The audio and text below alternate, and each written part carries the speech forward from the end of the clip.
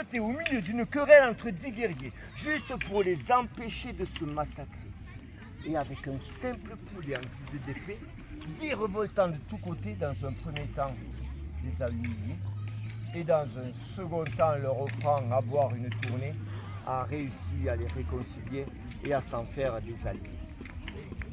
Ces exploits étaient si nombreux que je ne puis tous vous les compter. Mais pour nourrir ces petits malheureux, un jour où ils braconnaient, les seigneurs avides de pouvoir se sont mis à le pourchasser. Allez, attrape-le. Vite, attrape, vite. Et quand est arrivé le soir, on réussit à le capturer. Ils ont pris plaisir à le martyriser. C'est dit de tout. Devant la populace, voulez l'exécuter. Allez, mets-toi à genoux, mets-toi à genoux. Mets-toi à genoux. Non, mets-toi à genoux, face au public. Non, tu vas pour l'exécuter. Et là, je me suis interposé.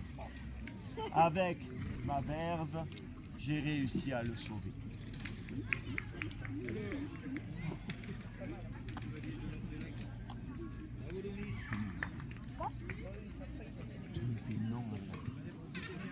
Quand je lui ai demandé de devenir mon écuyer, j'ai été surpris de sa réponse. Il a refusé le poste que je lui offrais, le déclinant et ne voulant aucune once, car il refusait d'abandonner tous ces petits qu'il protégeait. C'est pourquoi, pour l'avoir à mes côtés, je me suis retrouvé avec une armée de petits défroqués. Tous avaient moi derrière moi. Petit à petit, j'ai appris à tous les connaître, leur loyauté à Galade se faisant de plus en plus paraître. Jour après jour, je les ai entraînés et une armée redoutable. Eleanor, fais comme ça. Hélène, Mélissandre, les demoiselles indomptables. Force, pareil. Tristan, Galdric, Gauvin, Camelon, et bien sûr Galade. Ils se prénommaient, sans peur et prêts à donner leur sang pour notre royaume et le monde des vivants. Ils prenaient toujours parti pour les plus démunis, contre la cruauté des riches et puissants qui se croyaient plus permis. Or, quand mon frère, le roi d'Aragon, est mort, pour sauver des griffes de Simon de Montfort, Jaume Ier, son héritier, j'ai dû faire appel au plus proche. Alors que s'il l'avait assassiné, j'aurais pu prendre le trône qui m'aurait été destiné. Mais haut et fort, je le prône, mon neveu était le seul vrai héritier de ce vaste royaume insolite. Simon de Montfort nous a poursuivis et traqués. Galade, avec ses compagnons, nous a aidés à nous exiler. Allez, on y va. Et c'est là que nous avons rencontré l'Islandais, Silfrid, un fabuleux guerrier. Ce dernier nous a cachés et protégés. Il nous a longuement entraînés au perfectionnement du maniement des épées. Une amitié incroyable entre lui et moi était née. Et après plusieurs années passées à ses côtés, nous regagnons enfin le royaume d'Aragon. Allez, venez, on y va. Quand nous apprîmes que des seigneurs félons avaient assassiné Silfrid par jalousie et cupidité, nous sommes alors retournés en Germanie. Allez, on y va. Pour retrouver les assassins de notre ami. C'est Galade qui a retrouvé leurs traces. Vas-y, va chercher le coupable, tu prends qui tu veux. T'as pas de chance. Allez, à genoux, pareil. C'est Galade qui a retrouvé leurs traces. Et là, nous les avons exécutés sur la grande place. Allez-y. Ah, t'es mort. C'est bon, c'est bon. Merci. Super. L'épouse de Silfrid m'a alors convoqué, m'offrant son armure et sa grande épée, car il m'avait dans son testament désigné comme le seul méritant de les porter. Puis, nous sommes alors retournés en Aragon. On y va, on s'en va. Mon neveu était enfin en âge de régner. On l'appela plus tard Jaume Ier le Bon, roi de ce magnifique pays ensoleillé. Conquérir l'île de Majorque était devenue notre priorité pour que la voie du commerce contre les pirates soit consolidée, afin que notre peuple puisse prospérer, et cela sans faire couler le sang de ses cités. Et cette tâche, grâce à Galad et ses amis, fut soigneusement et rigoureusement accomplie. Et ce peuple que vous êtes nous a joyeusement accueillis, délivrés des seigneurs qui les avaient asservis. Et ce temps de prospérité dura des années. Mais un jour, les enfants, prenez une épée, vous allez là-bas. La guerre fut déclarée par un pays voisin qui nous a jalousés. Les barbares en masse se sont mis à déferler.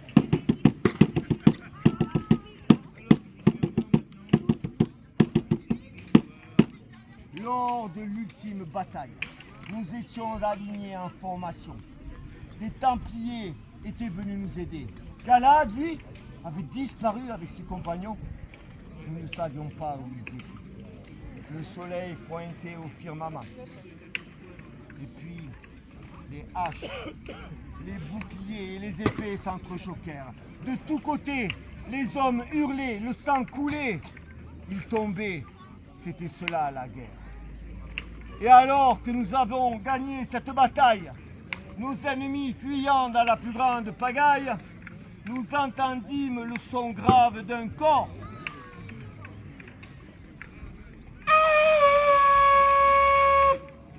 C'était celui de Galad qui combattait au corps à corps.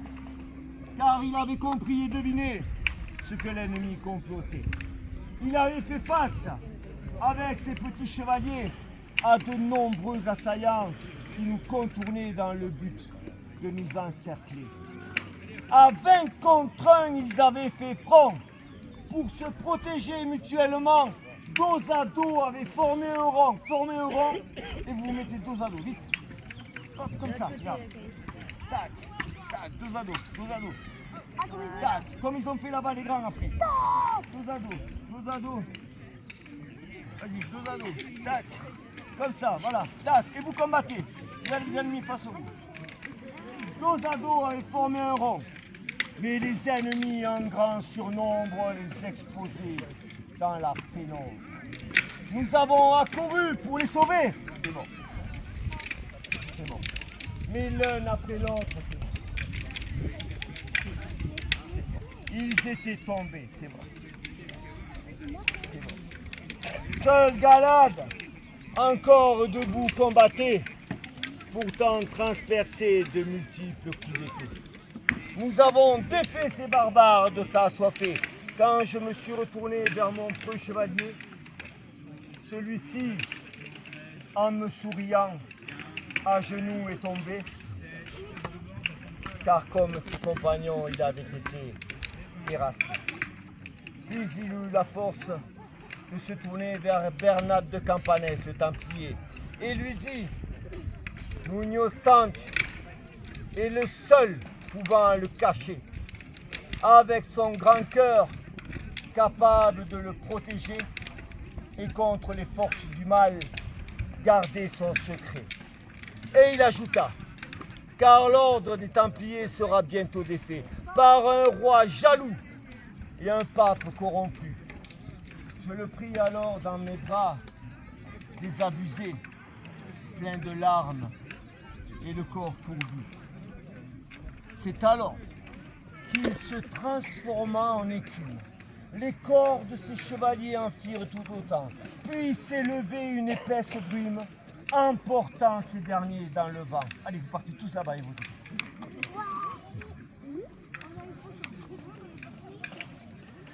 Et écoutez-moi, parce que je vous appelais.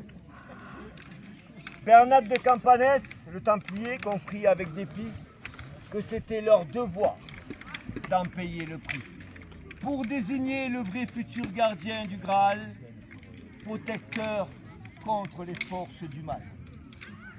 Il sortit alors d'une escarcelle une simple coupe de bois, qu'il emplit d'eau et me dit « Bois ».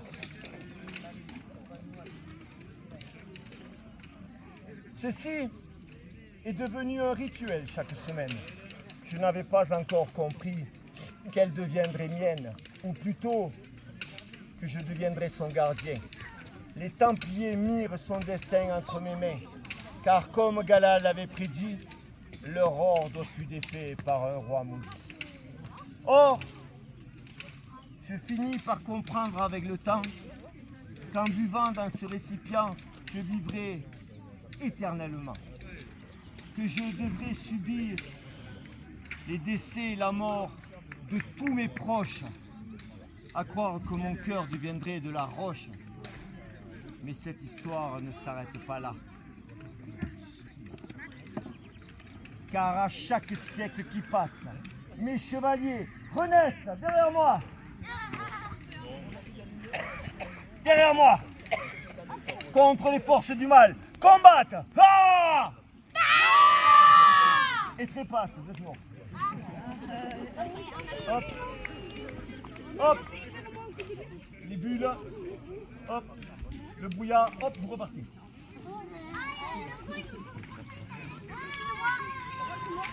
Ils reviennent toujours à mes côtés, derrière moi, pour affronter ces forces du mal éhontées qui sont décidées à chaque fois à essayer de répandre le chaos sur l'humanité. On se bat. Ah leur sacrifice à chaque fois victorieux, vous êtes morts. L'écume, le brouillard, vous partez. Leur sacrifice à chaque fois victorieux me rendent toujours triste et malheureux. Mais je sais à présent qu'ils reviendront toujours aussi forts, loyaux et bons.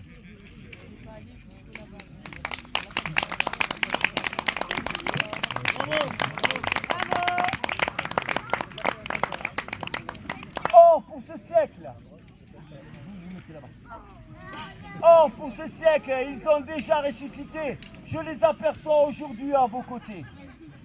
Ils ne connaissent pas encore leur destinée, mais moi, je vais vous les présenter. Mon cœur s'emplit de joie, car je vais passer des années à leur côté. Avant ce combat décisif dans les bois, nous chanterons, danserons et irons festoyer. C'est pourquoi j'appelle dans votre assemblée la véritable Éléanore, la licorne d'or.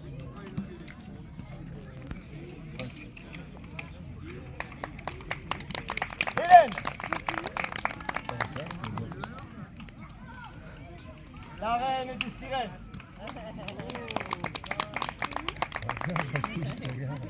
Mélisandre,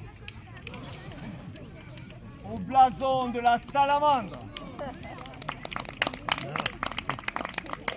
Borse, l'ours des montagnes. Tristan, l'aigle de Cerdagne. Galdric, le sanglier des Pyrénées. Gauvin, centaure des forêts. Canelon, ouais, toi.